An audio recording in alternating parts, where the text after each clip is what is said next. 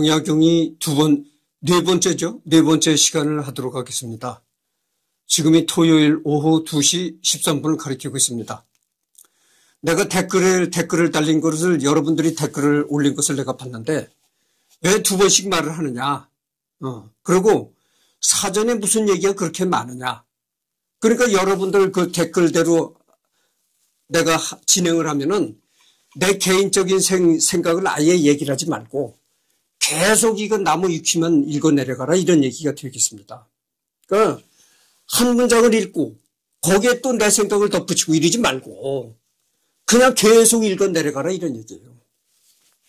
근데 여러분들 잘 아셔야 될 것이 이승열이가 하는 그 인물백과는 이게 어떤 공영방송도 아니고 그렇잖아요.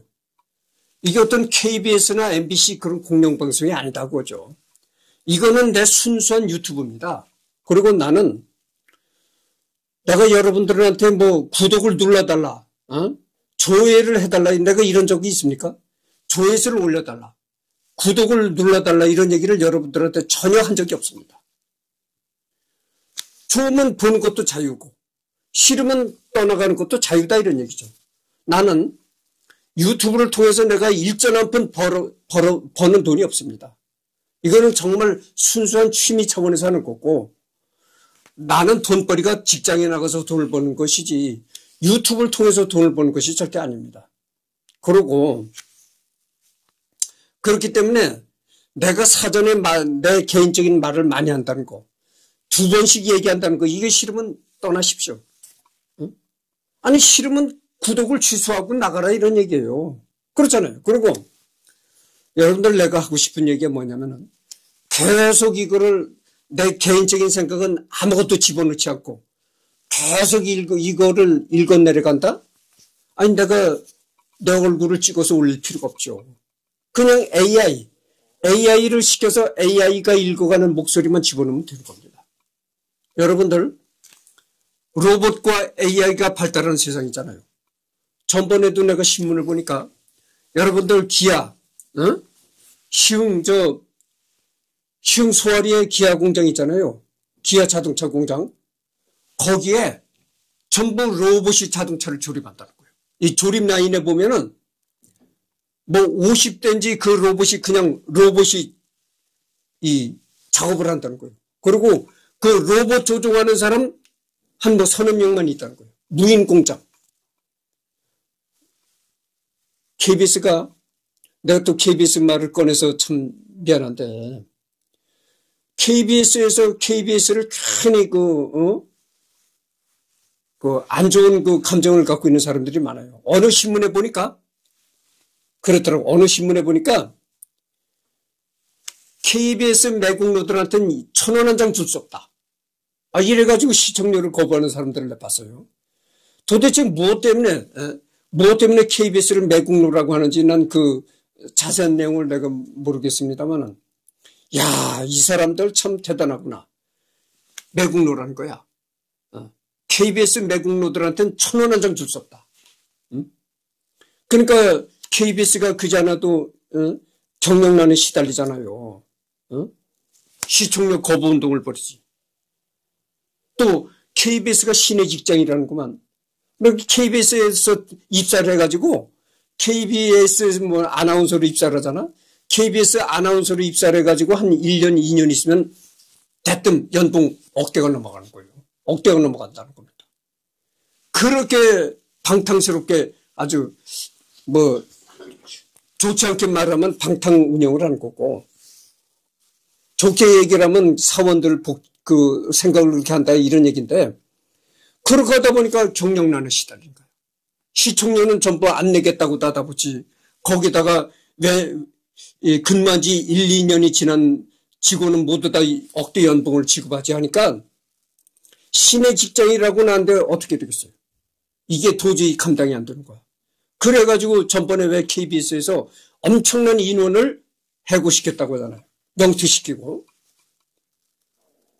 그래서 AI가 지금 로봇이 발달한 세상이 되잖아요. 내가 기아 소아리 공장도 얘기를 했는데 AI가 발달하고 로봇이 발달한 세상이 됐다. 그러면 AI가 발달하고 로봇이 발달한 세상 이 도래했을 때 제일 먼저 잘릴 직업이 뭐겠어요? 아나운서라는 것이요. 보세요.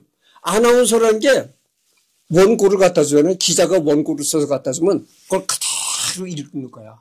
반드시 앉아가지고 숨소리 한번 크게 못 내고 기침도 제대로 못하고 이렇게 아주 그거를 그대로 읽어나가는 거야.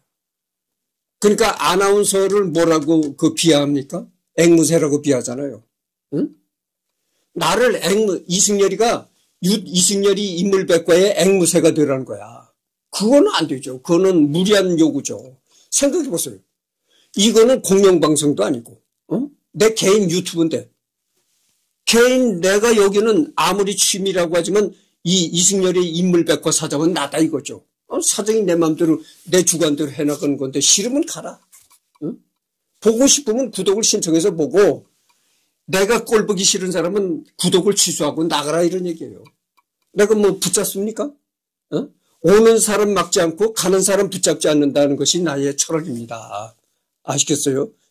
이 말은 내가 한 말이 아니고 예전에 어느 성인이 한 말인데 오는 사람 막지 않고 가는 사람 붙잡지 않는다. 이게 내 신조입니다. 그러니까 그렇게 하시고 여기에 불만이 있는 사람은 떠나라 이런 얘기. 그리고 전번에 내가 박 대통령을 안 좋게 얘기를 했잖아요. 박 대통령을 안 좋게 얘기를 하면 굉장히 화를 내고 하는 그런 사람이 있어요. 아직도 이 박정희를 아주 영웅으로 보는 사람들이 있어요. 그래가지고 박정희를 비판하는 얘기를 하면 피자가 이렇게 화가 이렇게 올라가지고 하는 사람들이다. 그런 사람들한테 내가 꼭 하고 싶은 얘기였습니다. 히틀러 시대에 독일의 나치 시대 있잖아요. 히틀러가 통치하던 독일이 바로 그랬어요. 그래서 히틀러를 홍보하고 광고하고 이렇게 히틀러에 앞장서서 히틀러를 이렇게 광고하고 이랬던 사람이 누구냐면 괴벨스라는 사람이 있었어요. 괴벨스가 히틀러를 광고하고 그렇게 독일 사람이 히틀러를 비난한 사람이 있다면은 그 사람한테 직접 이렇게 이렇게 위해를 간다든지 그랬단 말이죠. 그러니까 히틀러보다 더 나쁜 놈이 괴벨스라는 놈이었다고죠. 그래서 그런 예를 생각해 봅시다. 내가 박정희 대통령을 비난하면 괜히 핏대를 올리는 사람들이 그 히틀러 나치 시대의 괴벨스의 세뇌당한 그런 경우라고 보시면 되겠어요. 그래서 전번에도 내가 얘기했잖아요. 박정희는 중앙정부를 앞세워가지고 통치를 했다. 중앙정부부 통치를 한 것이 박정희 시대였다는 이런 얘기를 했어요. 그러면 왜 박정희를 비난하면 이렇게 핏대를 올리고 화를 내느냐? 중앙정법의 세뇌가 된 게 아직도 있다 이거예요. 그 당시 중앙정법부가 박정희를 그렇게 엄청나게 세뇌를 시킨 겁니다. 이 대한민국 국민들한테. 유신을 세뇌시키고 술자석에서 친구하고 마주 앉아서 유신을 비판했다가 당장 중앙정법을 끌려가서 전기 고문당하고 반병신 되어서 나왔던 사람들이 있어요. 비판 자체를 못하겠던 거예요. 그게 독일을 나치의 괴벨스하고 똑같은 짓거리를 중앙정부가 했다 이런 얘기예요. 그게 박정희의 죄악이다 봅니다. 아니 민주국가가 뭡니까? 민주국가라는 것은 국민들의 입을 자유롭게 놀릴 수 있는 게 민주국가다 이거예요. 비판할 사람은 하고 찬성할 사람은 하고 그렇잖아요. 그런데 이 비판하는 입을 아주 막아버리려고 하면은 그게 민주주의가 아니다 고요. 입을 틀어막겠다. 이거는 민주주의가 아니다 거지. 그거는 나치나 공산 치하에서나 가능한 일이지 민주국가에서는 있을 수가 없는. 근데 그렇게 민주국가에서는 있을 수 없는 일을 박정희가 저지를 거야. 박정희 시대는요. 친구하고 앉아서 술 먹으면서 박정희를 비난했다가 친구가 중앙정부에 고자질을 해가지고 중앙정부에 끌려가지고 반병신대 나온 사람들이 있어요. 이 비판을 허락하지 않았던 거야. 박정희. 그게 바로 박정희 죄악이라니까. 내가 이 댓글에 댓글에 내가 박정희를 비난했다고 화를 내는 댓글을 다른 사람이 있어서 내가 이렇게 길게 얘기를 하는 겁니다. 내 얘기 들어보십시오. 내가 앞으로 김형욱이, 응? 중앙정보장을 했던 김형욱이도 내가 다룰 것이고, 김형욱이라는 사람은 어떤 사람이냐면 중앙정보장을 했었는데, 그 미국의 망명에 가가지고 박정희를 비난하는 책을 이제 출판한다.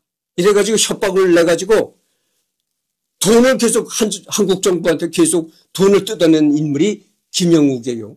그리고 여러분들 김재규 잘 아시잖아요. 김재규는 박정희를 총으로 쏜 사람이 김재규다 이거죠. 그래서 한간에서는 김재규가 뭐 역적이다, 못된 놈이다, 배운 망가가다, 별로 얘기가 다 있죠. 물론 김재규도 아주 잘했다고는 할 수가 없어요. 김재규 자체도 안 좋은 점이 있으니까. 그렇지만 어쨌든 유신을 딱 정지시켜버린 것이 김재규다. 유신을 없애버린 게, 유신을 멸망시킨 당사자가 바로 김재규다. 이런 얘기예요. 김재규가 재판받을 때 거대한 화려한 변호인단이 꾸며졌던 겁니다. 그러니까 뭐 변호사만 해도 대한민국의 난다 긴다는 최고급의 변호사들이 다 포진한 거야. 거기에는 뭐 이 강신옥 변호사도 있었는데, 강신옥 변호사도 지금 돌아가셨거든. 언젠가는 내가 이 강신옥 변호사도 이승열이 인물백과에서 다룰 것입니다. 이 강신옥 변호사 같은 사람들은 적극적으로 김재규를 변호하고 나섰어요. 응? 생각해보세요. 대한민국의 민주화를 되돌린 사람이 누굽니까? 김재규예요. 내가 아까도 얘기를 했잖아요. 유신이 계속되면은 민주국가가 뭐가 민주국가입니까? 국민이 자유롭게 비난도 할 수 있고, 대통령도 비난할 수 있고, 정부도 비난할 수 있고, 국민이 이렇게 자유롭게 얘기할 수 있는 것이 민주국가다 이거예요. 근데 박정희는 이거를 국민의 입을 아주 여기다 반창고를 싸매려고 했어. 일절 비난을 못하겠다니까. 그리고 민주국가라는 게 뭡니까? 정기적으로 지도자가 교체되는 게 민주국가잖아요. 유신이라는 거는 박정희가 평생 해먹는 거라니까. 이렇게 내가 얘기를 하면 그럴 거야. 여보시오. 유신헌법에도 응? 선거가 있어. 근데 어떻게 평생을 해먹는다는 거야. 참 웃기고 있네. 박정희 대통령 시절에는 이렇게 야외에서 국민들을 상대로 선거 유세라고 그런 것이 아니고 장충체육관에서, 여러분들 그 서울의 그 장충체육관이라고 아시잖아. 그 장충체육관에서 체육관 선거를 했다니까. 그 안에서 체육관 선거를 하는데 국민이 직접 대통령을 뽑는 것이 아니고 통일주체국민회의 대의원이라는 그런 간선을 하는 단체가 있었어. 그 단체가 뽑는 거라니까. 그 단체가 대통령을 간선하는 거라니까. 여러분들, 우리나라가 대한민국이 처음에 건국될 때는 건국이라는 것도 참 여러 가지 그 논쟁거리가 많은데, 하여튼 정부 수립이라고 합시다. 대한민국 정부가 처음 수립이 될 때 이승만이를 어디서 선출했습니까? 국회에서 선출했죠. 응? 이승만 초대 대통령을 국회에서 선출했다 이거죠. 근데 국회에서 선출하는 것도 아니고 장충체육관 안에서 국회의원이 아닌 별도의 통일주체국민회의 대의원이라는 단체를 만들어서 선거를 하게 만들었다 이거죠. 그 통일주체국민회의 대의원이라는 단체가 어떤 단체냐면은 즉 말해서 국민을 대표한다고도 볼 수가 없고, 박정희의, 그러니까 홍위 쉽게 얘기하면 박정희의 홍위병이다 이거지. 박정희를 아주 목숨같이 지지하는 지지자들이 장충체육관 안에서 투표를 하는 거거든. 그거 뻔할 뻔치 아니겠어요? 아니 그 장충체육관에서 맨날 그 요식행위로 선거를 하는데 해봐야 뻔할 뻔짜고 평생에 먹는 겁니다. 여러분들 그 통일주체국민회에서 그 지금 나이 젊은 사람은 대통령 박 대통령 시절도 체험을 못 해본 사람들이 있을 거예요. 나는 중학교 때, 중고등학교 때 그때 벌써 박정희 통치를 경험했던 사람이에요. 이론적으로 배운 게 아니라 내가 직접 경험을 했다니까, 박정희 통치를. 응? 내가 이렇게 젊어 보이죠? 활력 있죠? 내가 노인이에요. 응? 57년생이면 여러분들 어떻게 됩니까, 나이가? 계산해 보시기 바랍니다. 2025년이지, 올해가. 그러니까 57년생이면 어떻게 되겠어요? 계산해 보시라니까. 나는 이미 중고등학교 박정희 통치를 이론적으로 아는 것이 아니라, 정약용이 이런 시대는 내가 경험한 것이 아니라 이론적으로 아는 것이고, 박정희 시대는 내가 이론적으로 아는 게 아니라 직접 경험한 거라니까. 그러니까 통일주체국민회의가 장충체에 관한해서 이제 이렇게 대통령 선거를 하면 박정희 지지율이 어떻게 되는 줄 아십니까? 99.8%가 박정희 지지가 나오고. 응? 여러분들, 대통령 선거에서 99.8%의 지지율이 나온다는 것은, 대통령 선거를 해가지고 99.8%의 지지율이 나온다는 것은 민주국가에서는 있을 수가 없는 얘기입니다. 그거는 북한의 김정은과 같은 그런 사회에서나 있을 수가 있는 일이지, 있을 수가 없는 일이에요. 대한민국도 그랬다니까. 대한민국도 그때 그 김정은이 정치하고 똑같았어. 장충체육관 안에서 통일주체국민회의 대의원이 선거를 하면은 지지율이 99%가 넘는 지지율이 나왔다니까. 그래서 박정희가 어느 날 그랬잖아. 박정희가 후계자를 물색을 했다. 김계원이를 후계자로 생각했다. 최규하를 후계자로 생각했다. 등등 얘기가 많은데, 그게 새빨간 거짓말이다, 이거예요. 응? 아니, 선거를 하면 99.8%나는 신과 같은 존재인데 어떻게 후계자가 나오겠어요? 그런 상황에서는 후계자가 나올 수가 없는 겁니다. 그렇잖아요. 여러분들 이 사회라는 것이 어떤 비판 세력도 있고, 그렇잖아요. 어떤 대통령을 반대하는 세력도 있고, 그런 풍토에서 후계자가 나올 수가 있는 것이지. 선거라면 99.99%가 넘는 그런 풍토에서 어떻게 후계자가 나온다는 얘기입니까? 말도 안 되는 소리예요. 그러니까 박정희가 김재규 총에 맞지 않았으면요, 박정희는 사망하는 순간까지 대통령직을 유지하는 겁니다. 그러면 대통령이 사망하는 순간까지 대통령직을 유지하는 민주국가가 이 지구상에 있나요? 이 지구상에 그런 민주국가가 있으면 나한테 한번 얘기를 해 주시오. 그렇잖아요. 사망하는 순간까지 대통령을 해먹는 이 지구상에 그런 민주국가의 대통령이 있다면 나한테 좀 제보를 해 주시오. 그래서 내가 박정희를 이렇게 헐뜯고 욕을 하면 헐뜯는 게 아니죠. 나는 그냥 남을 헐뜯는 것이 아니라 정당한 비판을 하는 겁니다. 그래서 박정희를 이렇게 나쁘게 얘기를 하면 괜히 화가 이렇게 머리 끝까지 올라가가지고 화를 내는 사람들이 있는데, 박정희가 민족의 영웅이신데, 민족의 영웅이신 박정희 대통령을 헐뜯어? 이래가지고 나를 그 아주 나쁜 놈으로 보는 사람들이 있는데, 바로 그게 세뇌가 됐다 이거죠. 중앙정보부한테 세뇌가 된 그 물이 아직도 흐르고 있다 이런 얘기예요. 중앙정보부의 그 나쁜 국민을 나쁘게 세뇌시킨 그게 아직도 그 영향이 있다 이런 얘기예요. 당신 말이야, 중앙정보부한테 세뇌가 됐어?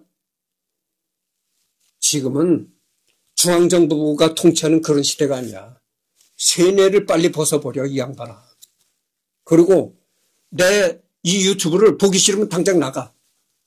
내가 그러잖아요. 언제든지 나는 여러분들한테 조회수를 구걸하거나, 구독을 눌러주셔 징징 짠 적이 없다 이거야.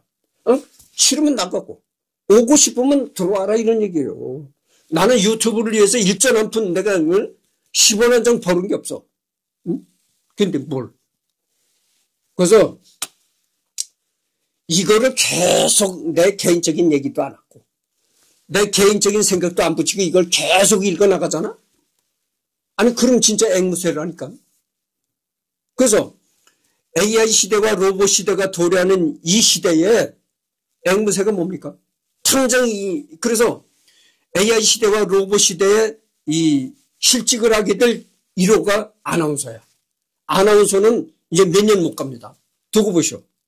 다 AI 아나운서가 이제 도래할 겁니다. 그렇잖아요. 아나운서는 뭐겠어요? 그냥 기자가 써준 원고를, 기자나 프로듀서가 써준 원고를 그대로 읽어나가는 건데.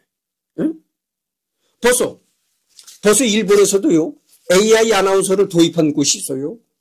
제주, 우리나라에도 뭐 지방의 제주 방송국에도 AI 아나운서가 등장했다고 합니다. 근데 뭘. 그래서 이 계속 이 나무 위키만 읽어내려가는 앵무새가 되라? 이거는 말 같지도 않은 얘기예요. 서론이 길어졌습니다. 그러나 정약용이 얘기만 중요한 게 아니에요. 응? 그렇잖아요. 여러분들. 그래서 김재규 얘기를 좀 더 하겠는데, 우리가 김재규를 변호한, 화론 변호한 그 김재규 재판할 때 김재규를 변호하는 아주 우리나라 최고급의 난다 긴다 하는 변호사들이 한 100명 정도가 포진했었다. 그러잖아요. 김재규를 그렇게 변호했던 겁니다. 김재규가 무조건 나쁜 놈이다. 대원망다가다 이렇게 볼 수도 없는 겁니다. 그렇잖아요. 응? 아니, 그 시절에 박정희를 조금 더 비난할 수가 없었다니까.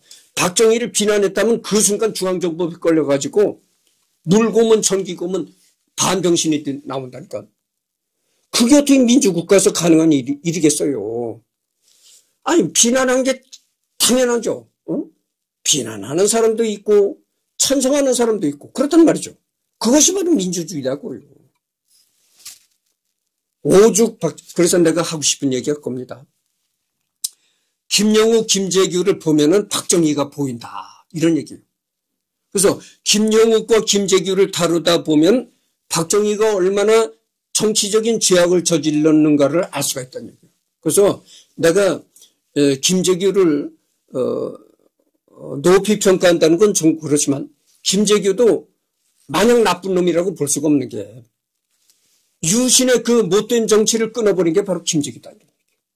어? 생각해 보세요. 김재규가 아니면 유신의 못된 짓거리를 끊어버릴 사람이 누가 있겠어요? 어? 생각해 보세요. 박정희가 뭐 신입니까? 박정희가 하나님이 내려보낸 신인가요? 왜 비난을 못합니까? 응? 그거 자체가 잘못된 거야. 박정희를 무슨 신처럼 보고 비난하지 말라.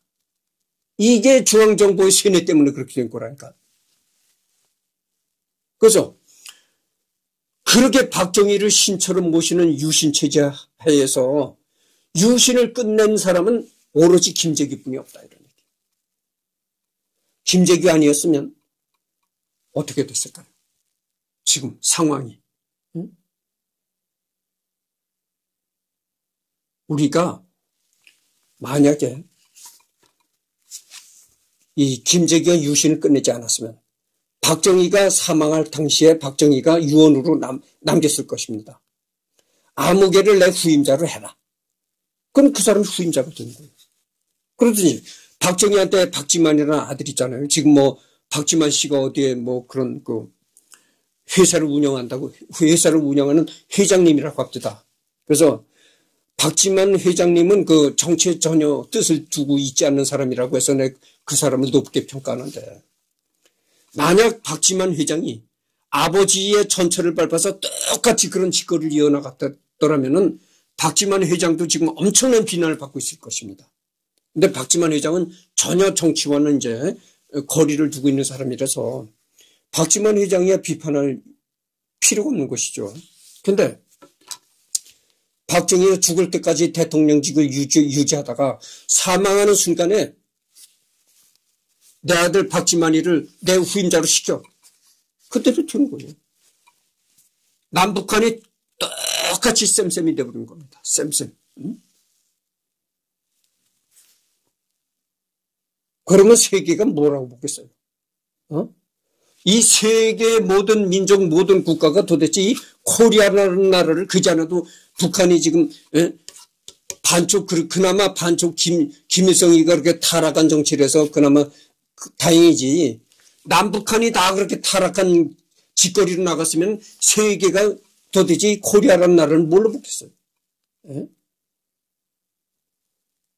그걸 생각해 보세요. 김재규가 유신을 끝낸 것은 그거는 정당하게 평가가 되어야 되는 겁니다.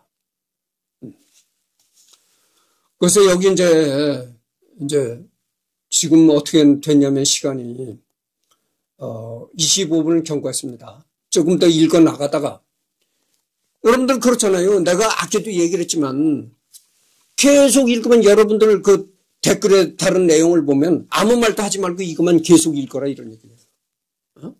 왜 두세 번씩 자꾸 얘기를 하냐. 그러니까 내 생각을 아예 집어넣지 말란 얘기야. 계속 딱 이래가지고 아나운서처럼 KBS 아나운서 MBC 아나운서처럼 딱 정절을 하고 다 계속 읽어내려가. 이제 AI 시대, 로봇 시대는 제일 모가지 잘릴 1호의 직업이 아나운서다. 벌써 제주 방송국에도 AI 아나운서가 등장했고 일본 방송에도 AI 아나운서가 등장했다. 이런 얘기입니다. 적어도 아나운서 한 명 채용하면 어떻게 됩니까? 한 달 봉급을 한 800만 원씩 지급해야 되는데 그리고 1년이 경고하고 2년이 경고하면 억대 연봉이 넘어가는데 KBS 같은 경우는 그래요. 여는 방송은 내가 잘 모르겠지만 KBS 방송 아나운서로 들어가면요. 한 달에 한 800원 받아요. 그러니까 그렇게 경영 부담이 많은가 하는 거예요. 그래서 AI 아나운서를 이렇게 쓰면은 나갈 돈이 없는 거야.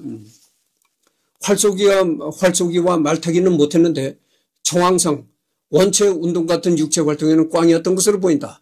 물론 그의 직업이 학자임을 감안한다면 이상한 것도 아니지만 그러니까 이제 정약용이는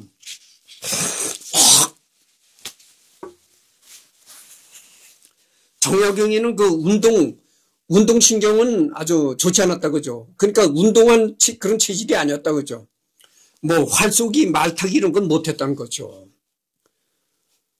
여유당 전서에 직접 써놓았는데 비단 정약용뿐 아니라 규장각 각신들은 하나같이 십순을 쏴서 네 발도 못 맞췄다고 한다. 규장각의 그 학자들이 말이죠.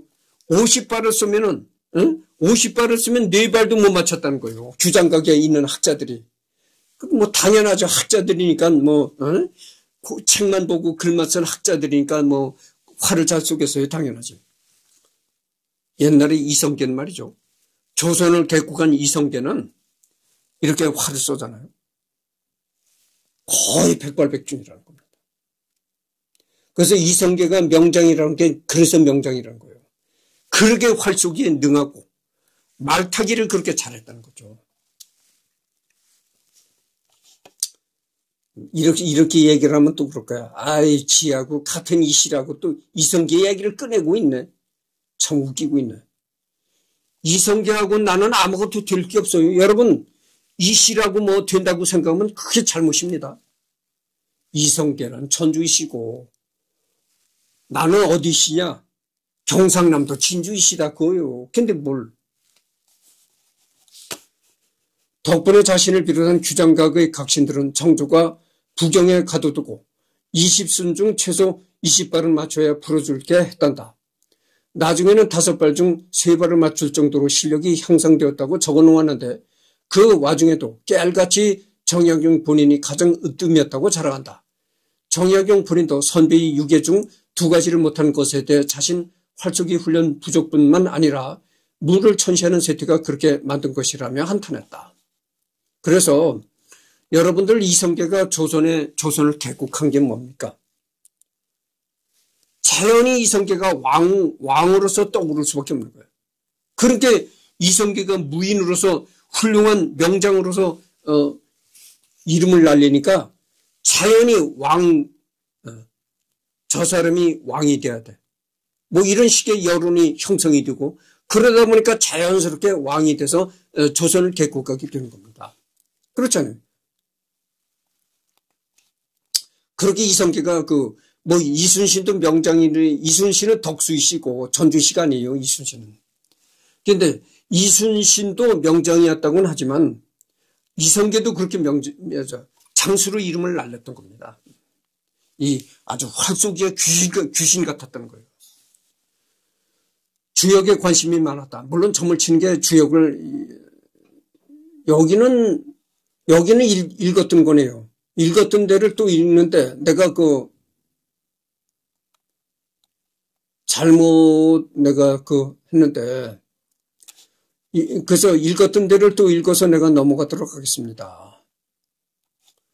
다만 유배지에서 아들들에게 보낸 편지에서 우리나라 사람들은 역사적 사실을 인용한답시고 걸핏하면 중국의 역사만 갖다 쓰고 있는데 이거 진짜 불품없는 짓거리다. 니들은 부디 삼국사기, 고려사, 국조보감, 여지승남, 징비록, 열려술 기술 같은 우리나라 역사책을 읽고 익혀야 글을 잘 써진다라고 충고하며 그리고 유득공의 21도 회고시가 중국 사람들 책으로 간행히 읽을 정도로 알려져 있다고 칭찬하기도 했다. 노비 종모법을 실시한 이래 노비가 감수하자 이를 비판하며 오히려 그 이전의 악습인 일천즉천 방식으로 돌아갈 것을 주장했다. 조선시대 노비제 완화를 주장한 측은 서울 경기 지역에 터잡은 서인 계열이었고 지방의 군소 지주인 남인들은 격렬히 반대하는 양상이 일반적이었다.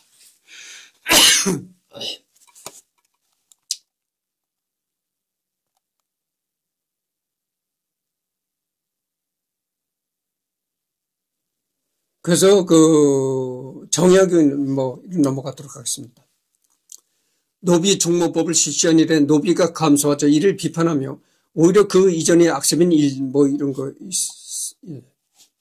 신해년 이후 출생한 모든 산호의 양처 소생은 모두 어미를 따라 양인이 되게 하니 이때부터 위는 약해지고 아래가 강해져서 기강이 무너지고 민심이 흩어져 통솔할 수 없게 되었다. 정약용의 주석. 임진년 난리 때에는 남방에서 창의를 한 사람들이 모두 집안의 종 수백 명으로 군대를 편성했는데 임진년 난리 때에는 고가 명족들이 창의할 것을 의논하였으나 한 명이 정도 구하기 어려웠으니 이 한 가지만 보더라도 대세가 완전히 변한 것을 알 수 있다. 그렇죠?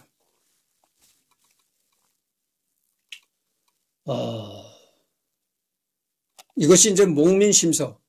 목민심서는 정약용이가 집필한 책입니다.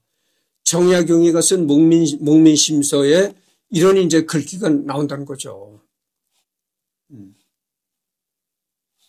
이 발언은 정약용에게 일부 탈성략적 일면이 있음만을 강조하며 조선 후기 개혁 담론의 최선봉에 세우고 정약용을 기준으로 조선 후기 변화와 식사청의 담론을 평가한 것이 얼마나 단순한 해석임을 알 수 있게 해준다. 정조에게 총애받던 사람이었던지라 반대급부로 정적이 너무 많아져서 정조 승하 후에 괴롭힘을 받게 된다. 이 정약용이는 정조 임금한테 너무 사랑을 받아가지고 정조가 이 임금을 내놓고 내려앉은 다음에는 여러 사람들한테 미움을 샀다 이거죠. 그렇잖아요. 여러분들 시기가 있잖아요. 시기. 이 시기시라는 건 어느 직장이든 다 시기가 있는 것입니다. 그런데 내가 현재 내가 솔직히 얘기를 해서 조금 다른 내 얘기도 해드리겠습니다. 나는 공장에 나가잖아요. 공장에 나가서 내가 남들은 나보고 그래. 도전해라. 적재적소에 가야 이승열이가 성공했다. 별놈의 얘기를 다 하는데 70에 도전을 해서 뭘 하겠다는 겁니까? 여러분들 70에 도전을 해가지고 70에 사업을 도전해가지고 재벌이 되겠어요? 70에 출세에 도전해가지고 어디 판검사로 가겠어요? 70에 어디 공무원 시험을 쳐가지고 5급 행정고시를 합격해가지고 어디 사무관으로 발령받아 나갈 일이 있습니까? 그렇잖아요. 70 노인한테 맨날 그렇게 도전해라.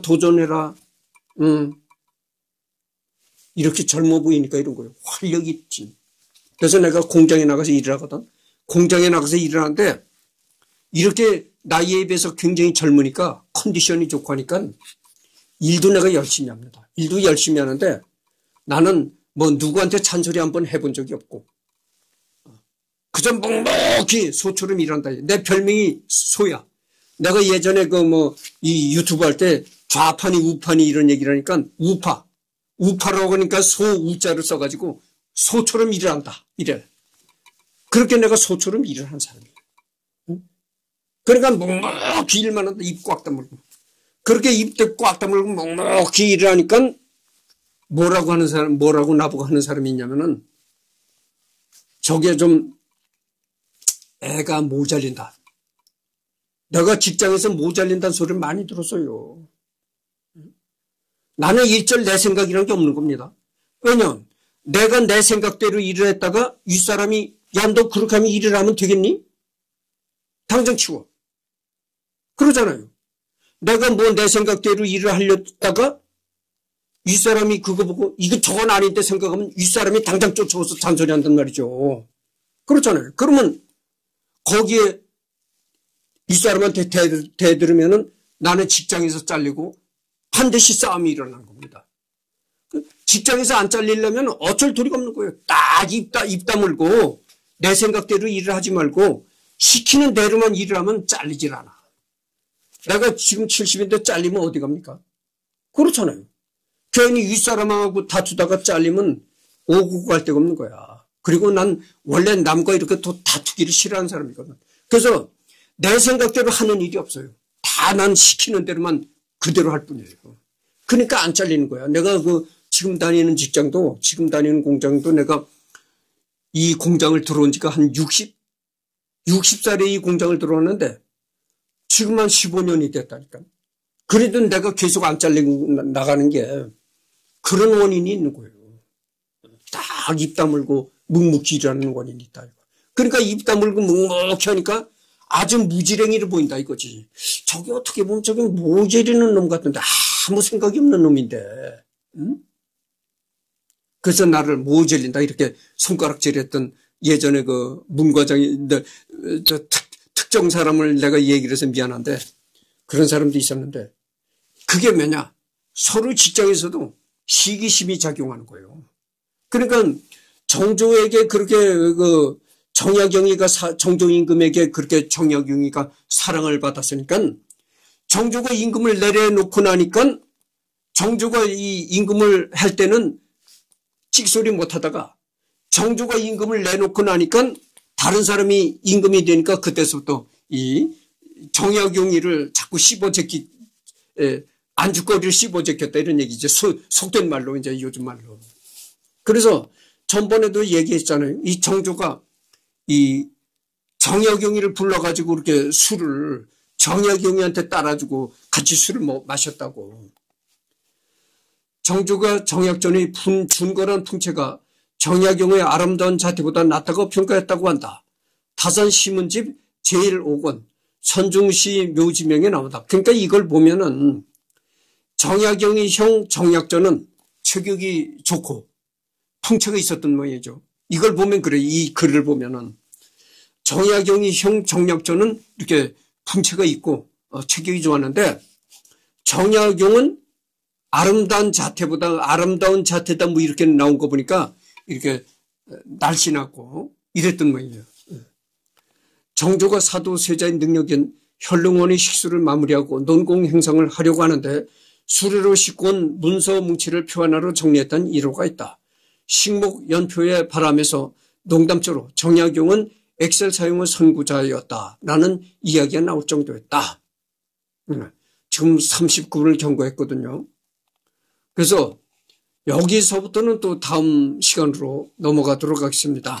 끝으로 내가 거듭 얘기하지만 자꾸 내가 개인적인 생각을 집어넣고 이거를 읽은 걸 또 한 번 되풀이하고 이런 게 싫은 사람은 당장 구독을 취소하고 나가십시오. 나는 조금 더 겁날 게 없어요. 내가 뭐 유튜브를 해서 내가 1,000원 한 장 버는 게 없는 사람이에요. 그렇다는 걸 여러분한테 말씀드리고 여기서부터는 다음 시간에 또 계속하도록